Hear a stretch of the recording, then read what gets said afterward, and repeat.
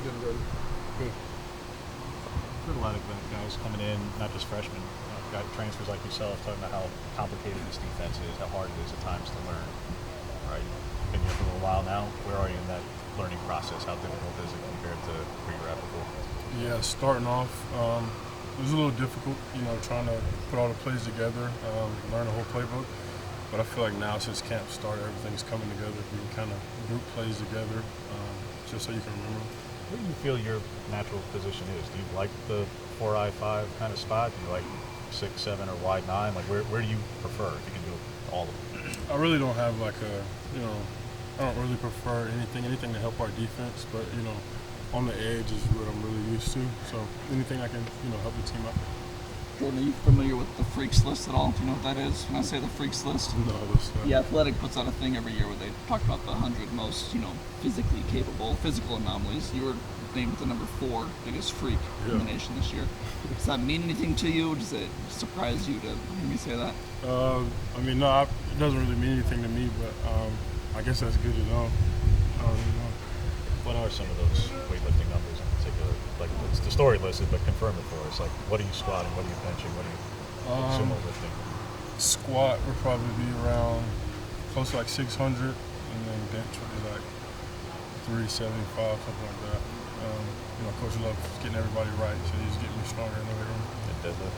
Yeah. I think my deadlift might have been 600. The story also mentioned Brandon Dorless and Devin Jackson. Do you think there's any other guys on the roster that you think should be mentioned in that category? There's a lot of players on the team, with great abilities, from sideline to sideline. I really can't think of any right now, but there's a lot of guys on the team that should be on the list. You hit anybody with the spin move yet? No, not yet. I'm saving.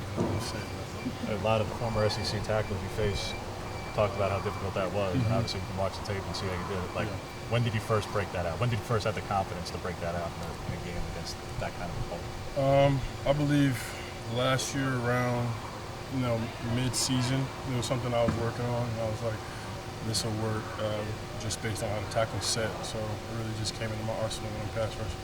Is that your favorite? Are you more bull rush or power move? Like, what's your favorite move? I don't really have a favorite move. It's just whatever the tackle sets, whatever he gives me. A move you've seen maybe a teammate make on your side that's maybe you want to steal? Probably Mateo. He has some nice moves in his arsenal too. He has a little cross chop. That's probably one of my favorite moves of his. What's it been like working next to Brandon, just kind of being able to feed off of each other and maybe one of you frees up the other one to have a little bit more pressure on the line? Yeah, he's a great athlete. He's always, helping me out if I don't know, the play call or anything like that. But just having him around, he's very experienced in the defense and just a great player. So just, learning techniques from him.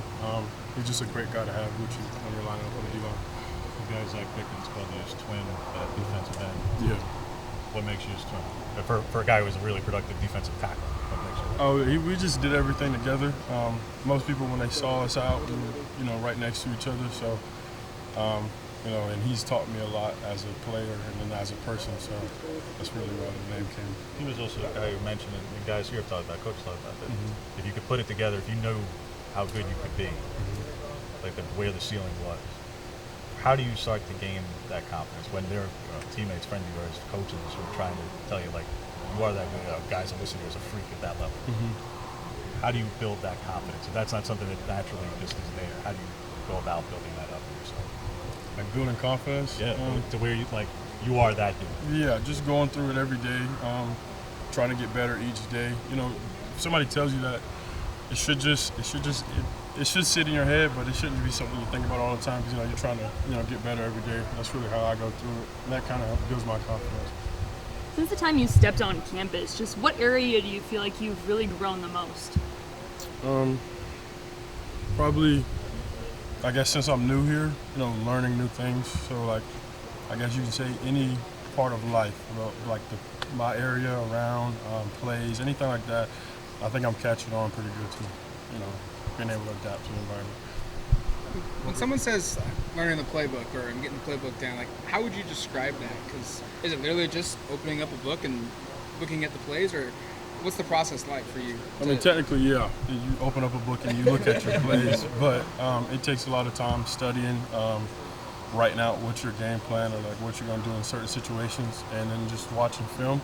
So put all those together, and then you'll have like a kind of good idea of what you need to do. How much time do you feel like you've invested into that this offseason? I couldn't tell you like an exact number, but here a lot and then every night for a couple hours. So it's really. Obviously, being recruited by Dan out of high school, you had a certain idea of him, and then being recruited by him again to come here. Now finally getting to play with him from spring through fall camp, is it kind of what you expected? Yeah, he's a great head coach. You don't see too many head coaches that know a lot about defense and can tell you how to do your own position. So he's just a great head coach to have have around at all times. Are you dropping at all in the coverage, or you just up the field? I'll do a little bit of both. Anything they need me to do, I can do it. What's your comfort level, I guess, in doing that and covering something, especially with your size? I mean, it's fun. I can run. I can get under. Get out and cover. So all that's good. What this defense has been lacking in the pass rush the past couple of years, even when they had tremendous players like KT and DJ Johnson last year.